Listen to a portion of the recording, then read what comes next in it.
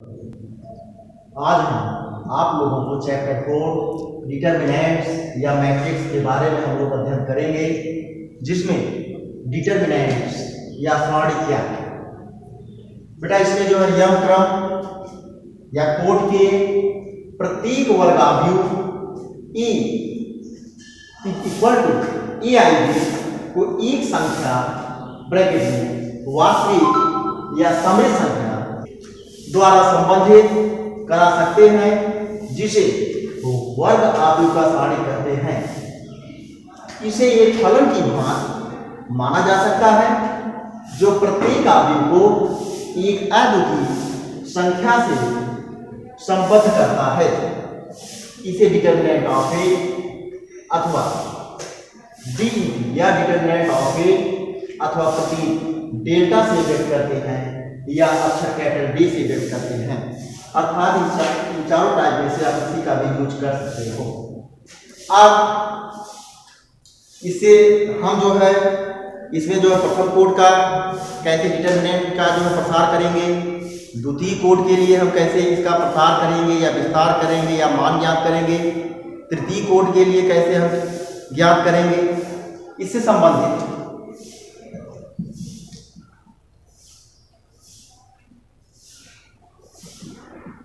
प्रस्तावना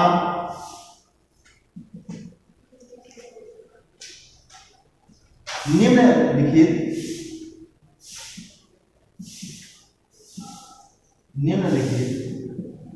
एक घातीय युगपत समीकरण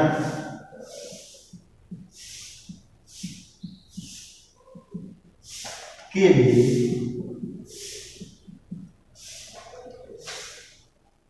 इसके लिए फर्स्ट टाइप है a1x plus b1y is equal to 0, equation first. a2x plus b2y is equal to 0, equation number second. जहां पर x does not equal to 0, जहां x does not equal to 0 और y does not equal to 0 है। अब इसमें जो है हम इसमें x और y का विलोपन कैसे करेंगे, हम युगपत समीकरण को कैसे सॉल्व करेंगे। तो बेटा यहां पर इक्वेशन फर्स्ट और इक्वेशन सेकंड से सर्वप्रथम हम इक्वेशन फर्स्ट के लिए इक्वेशन फर्स्ट से a1x is equal to minus b1y, इसको हम कर देते हैं इक्वेशन नंबर 3। और इक्वेशन सेकंड से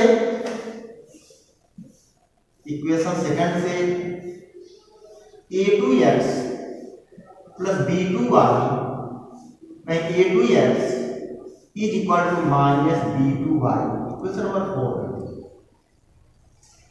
अब यहां पर इक्वेशन थर्ड में इक्वेशन 4 का भाग है। इक्वेशन थर्ड में इक्वेशन 4 से भाग करने पर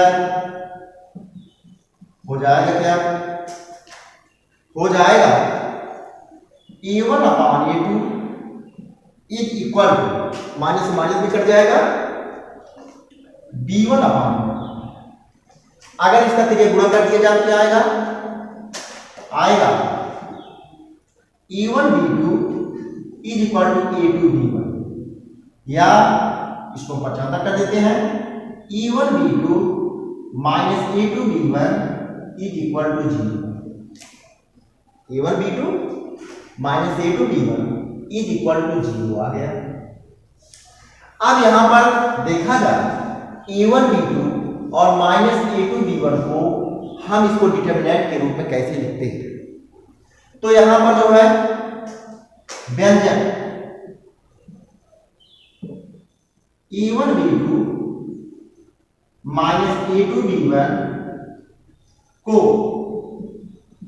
सारणी के रूप में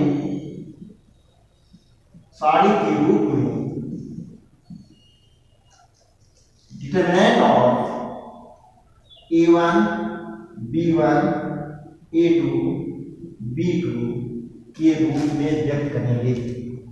और डिटरमिनेंट का यही चिन्ह भी रहेगा, मापांक की टाइप का रहेगा, लेकिन इसे मापांक नहीं पढ़ते हैं हम डिटरमिनेंट।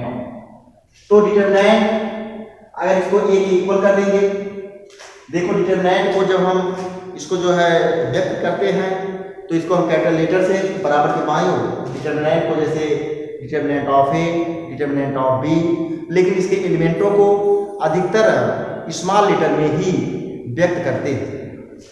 तो यहां पर देखा जाए और अब यहां पर जो है जैसे a1 b2 minus a2 b1 है, अगर देखा जाए तो इसमें जो है जैसे क्षैतिज रेखाएं अर्थात पृथ्वी तल के समांतर इस टाइप से ये क्या है, ये जो है इसकी पत्तियां हैं, और ऊर्ध्वाधर रेखाएं जो हैं इसके कॉलम हैं। मुख्य विकर्ण अगर इसमें जो व्यक्त किया जाए तो a1 और b2 ये जो मुख्य विकर्ण से मिला कर रहा है, तो अगर इसके विकर्णों की गुणनफल a1 b2, ध्यान दीजिए a1 b2 minus a2 b1, इसी नियम से जो है हम लोग 2/2 के सारणी का विस्तार करते हैं या प्रसार करते हैं। तो यहाँ पर a1 b2 minus a2 b1 को सारणी के रूप में हम कैसे व्यक्त करेंगे, a1 b1 a2 b2, जो कि 2/2 अर्थात दो पंक्तियां हैं। देखो इसमें r1 r2 c1 c2 दो पंक्तियां हैं और दो कॉलम हैं। तो इसमें जो है इसको हम व्यंजक a1 b2 minus a2 b1 को सारणी के रूप में a1 b1 a2 b2 के रूप में व्यक्त करते हैं।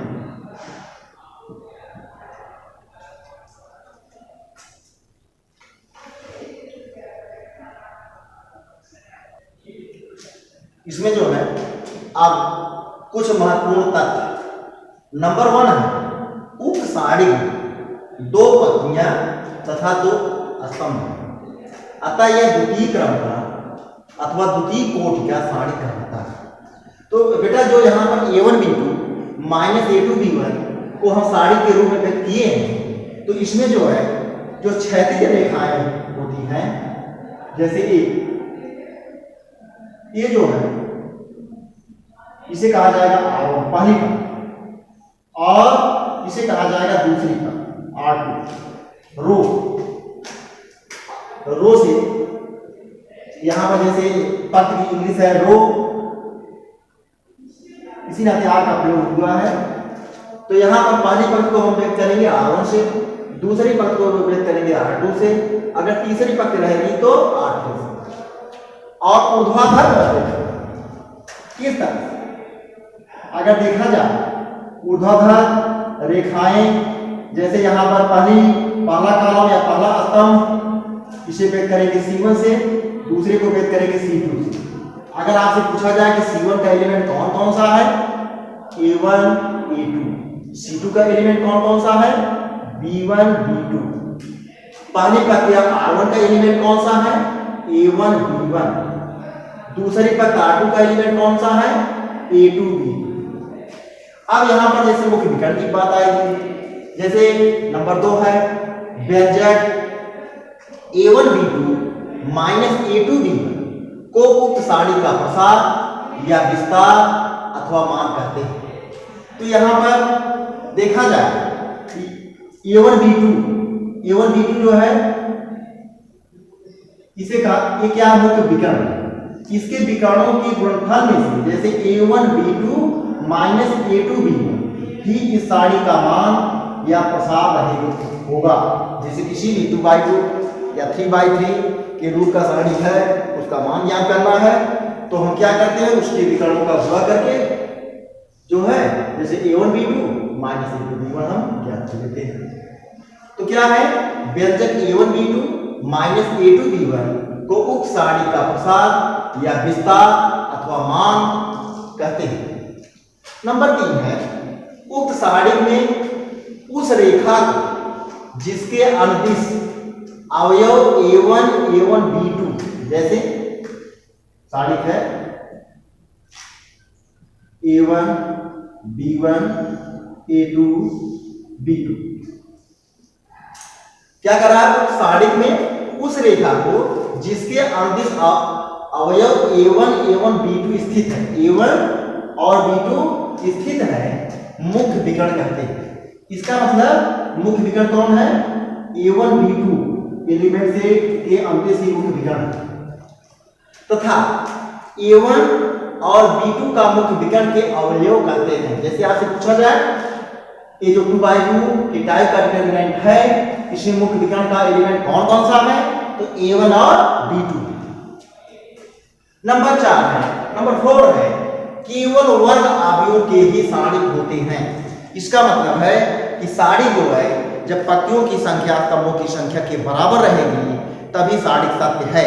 जैसे अगर देखा जाए डिटरमिनेंट ऑफ ए 1 2 3 4, इसका जो ऑर्डर है इसमें देखा जाए R1 R2 मतलब 2 और C1 C2 2/2 के टाइप का, अर्थात यहां पर जो है तो इसमें जो है इसमें पत्तियों की संख्या 2 है और स्तंभों की संख्या 2, अर्थात यहां पत्तियों की संख्या स्तंभों की संख्या के बराबर है। इस नाते इसे क्या कहा जाएगा? वर्ग अवयव के टाइप का। जैसे 3/3 के टाइप का है, A1 B1 C1 A2 B2 C2 A3 B3 C3, अर्थात डिटरमिनेंट जो है वर्ग अवयव के टाइप का ही होना चाहिए, चाहे 2/2 के टाइप का हो, चाहे 3/3 के टाइप का हो, चाहे 4/4 के टाइप का हो, अर्थात पत्तियों की संख्या स्तंभों की संख्या के बराबर होना चाहिए। जैसे A1 B1 C1 A2 B2 C2, इस टाइप का अगर डिटरमिनेंट है तो ये सत्य नहीं है, क्योंकि इसमें पत्तियां 2 हैं, स्तंभ 3। देखो ये C1 है, ये वाला C2 है, ये वाला C3 और ये R1 है R2। देखा जाए R1 का एलिमेंट कौन कौन सा है? A1 B1 C1। R2 का एलिमेंट कौन सा है? A2 B2 C2। C1 का एलिमेंट कौन है? A1 A2। C2 का एलिमेंट कौन सा है? B1 B2। C3 का एलिमेंट है C1 C3। अर्थात यह जो है इसमें पत्तियों की संख्या स्तंभों की संख्या के बराबर नहीं है, तो इस सारिक के लिए सत्य नहीं है। अब हम इसके बाद विचार करते हैं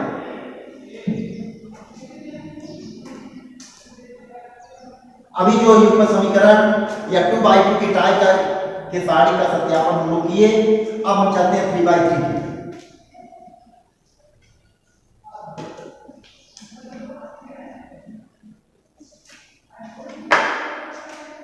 सेकंड,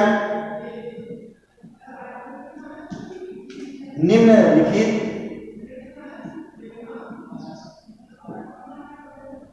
युग्म समीकरण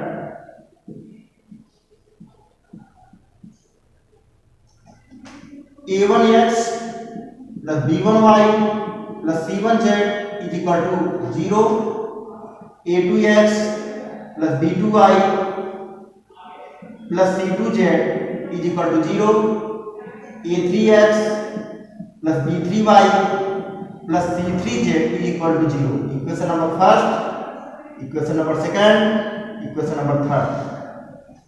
जहां x does not equal to 0, y does not equal to 0 और z does not equal to 0 है। अब हम सबसे पहले इसमें x y z का विलोपन कैसे करें। जैसे इसकी पूर्व वाला जो बताए थे वो जो 2 पदों से संबंधित था उसमें पक्षांतर कर लिए और इक्वेशन थर्ड में इक्वेशन 4 का भाग दे करके x और y का विलोपन कर दिए थे। लेकिन अब यहां पर समस्या है, ये 3 पदों के योग से संबंधित है, 3 पदों से संबंधित है। तो इसमें जो है हम इक्वेशन सेकंड और इक्वेशन थर्ड में वज्र गुणन विधि का यूज करेंगे।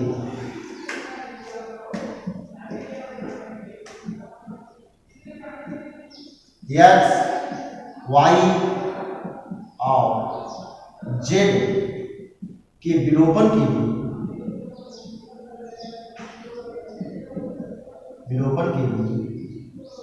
इक्वेशन सेकंड और इक्वेशन थर्ड में वज्र गुण विधि से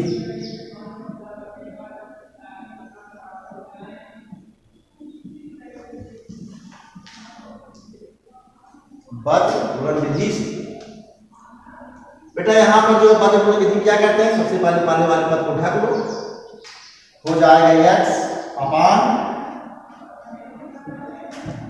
इसके बाद दूसरे और तीसरे के गुणांकों का b2c3 minus b3c2 minus b2c3 minus b3c2। चलो अब इसके बाद हम चलते हैं y के लिए, हम y वाले पद को ढक लेते हैं, हो जाएगा y upon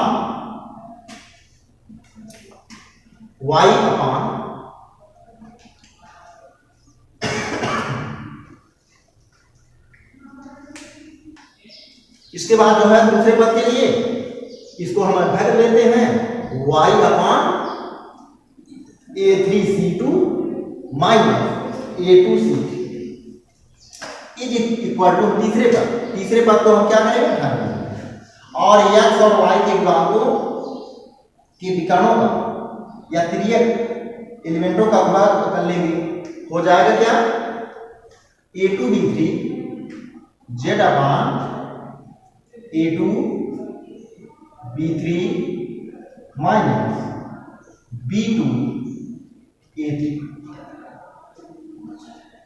a2b3 minus b2a3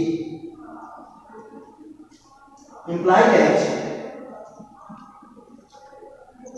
x upon b2c3 minus b3c2 is equal to, अगर हर में माइनस को कॉमन लिया जाए तो यहां हो जाएगा minus y upon a2c3 minus a3c2 is equal to z upon a2b3 minus b2a3 is equal to cos tan या k कर दिया जाएगा, क्योंकि तीन पद बराबर है तो हम यहां पर हमको x, y और z की वैल्यू जाननी है। यदि पहले और चौथे पद को एक साथ कर दिया जाए तो आ जाएगा x is equal to k into b2c3 minus b3c3। यदि प्रथम और चतुर्थ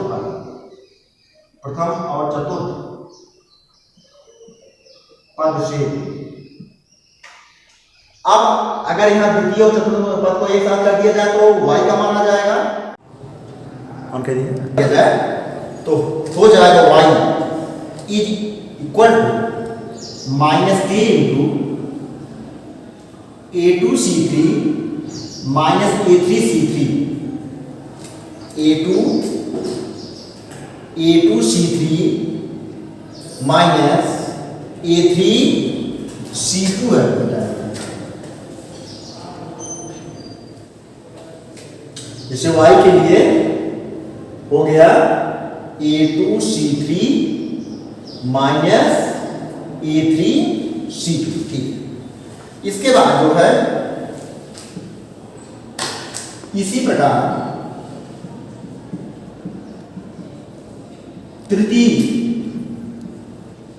और चतुर्थ पद से z is equal to k,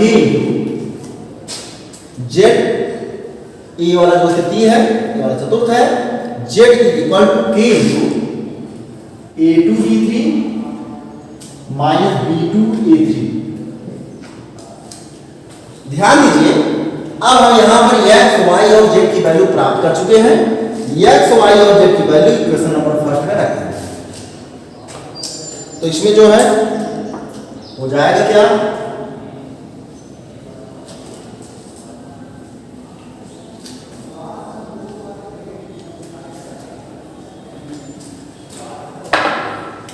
from equation number first, equation first से a1 और यहां पर x की वैल्यू कितना है k b2c2 minus b3c2 plus b1 into y की वैल्यू है माइनस k, तो इसको हम माइनस कर देते हैं, k into a2c3 minus a3c2 plus c1 into z, z की वैल्यू है k a2b3 minus b2a3 is equal to 0।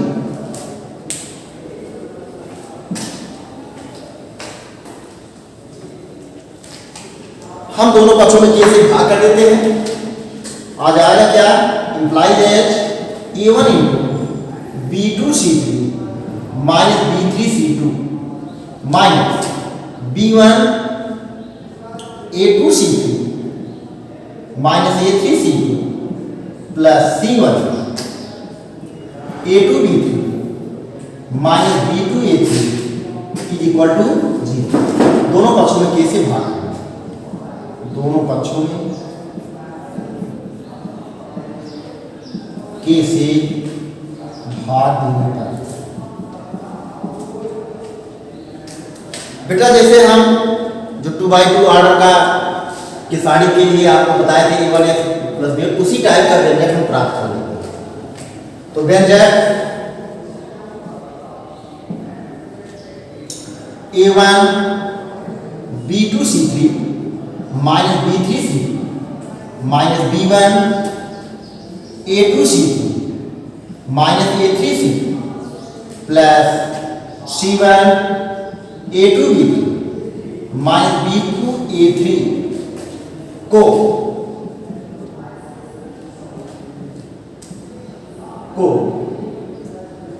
Sari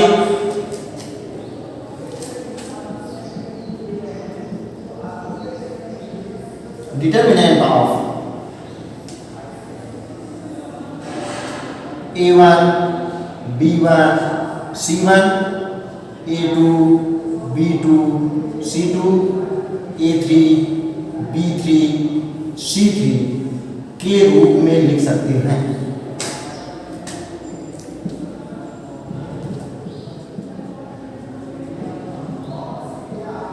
व्यक्त करते हैं। अगर देखा जाए, ये जो साड़ी है इसमें 3 पत्तियां हैं। ये क्या R1 है, ये R2 है, ये R3 है।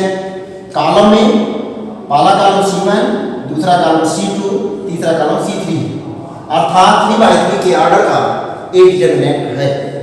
जब इसका मान ज्ञात करेंगे तो बेटा यही आएगा। इसका अभी हम प्रसार आपको बताएंगे कि हाँ R1 के अंश पर प्रसार करेंगे या C1 के अंश पर प्रसार करेंगे। हम किसी भी टाइप से प्रसार करेंगे तो इसका रिजल्ट यही आएगा। अब देखते हैं कि फर्स्ट ऑर्डर पर क्वेश्चन को कैसे हम लोग सॉल्व करेंगे, सेकंड ऑर्डर पर कैसे क्वेश्चन को सॉल्व किया जाएगा। तो सबसे पहले विचार किया जाए फर्स्ट ऑर्डर के लिए, जैसे एग्जाम्पल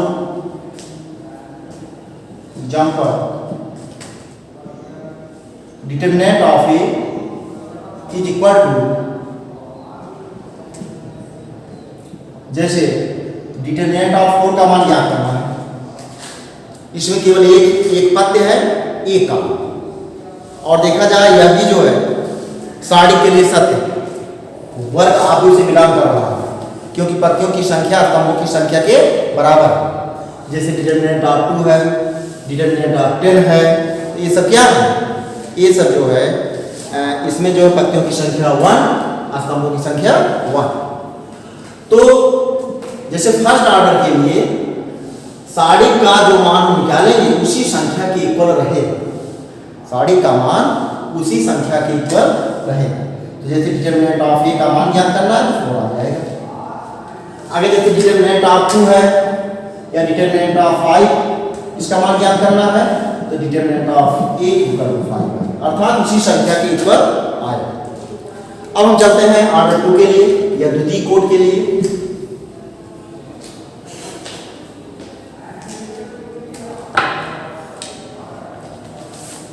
एक्सरसाइज 4.1 पर से संबंधित जो क्वेश्चन है,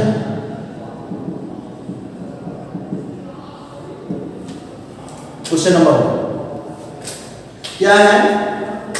डिटरमिनेंट ऑफ 2, 4, -5, -1 का मान ज्ञात कीजिए।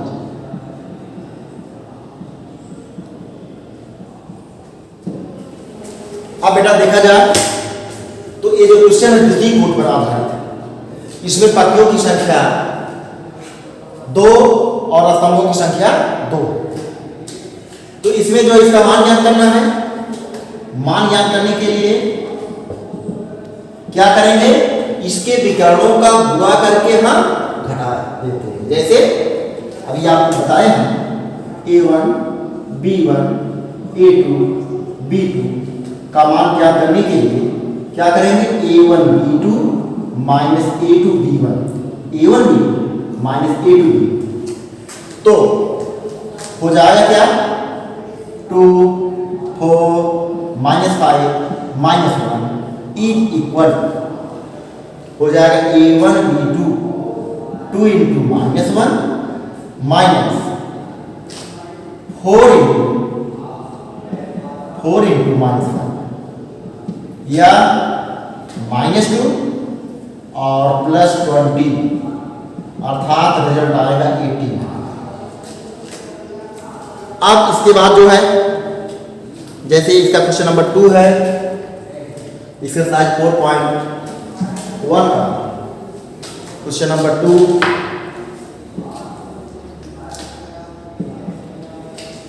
क्वेश्चन नंबर 2 है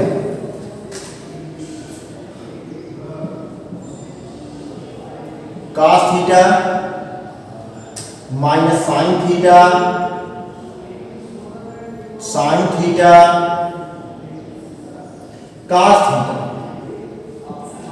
का मान ज्ञात कीजिए।